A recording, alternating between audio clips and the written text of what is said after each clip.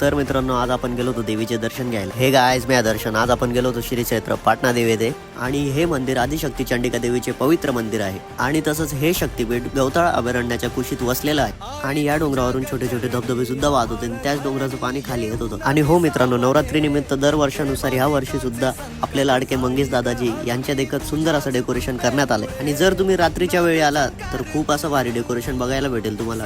तसं तर आपण बी रात्री आलो असतो, पण रातभर आपल्या घरचे आपल्याला बाहेर सोडत नाही. आणि सुंदर असं दर्शन झालं. भक्तांची सुद्धा गर्दी होती. दर्शन करून बाहेर आल्यावर लहान लहान पोरडे पाण्यात उड्या मारत होते. भारी वाटत होतं त्यांना बघून. आणि या लहान मुलांकडे घेऊन सनी आपण थोडं पुढे गेलो तर आजी भेटल्या. काय म्हणताय बघा. अरे पाटणा देवीचं असं स्थळ आहे आणि ही पाटणा देवी धावतीर्थाचं नाव आहे आणि इथं प्रगट झालेली आहे.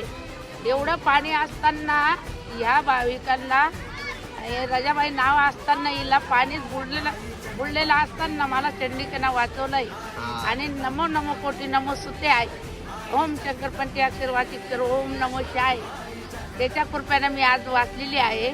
आणि ओम नमो शिव ओम नमो ओम चंडिका देवी नमो सुते नमो सुते.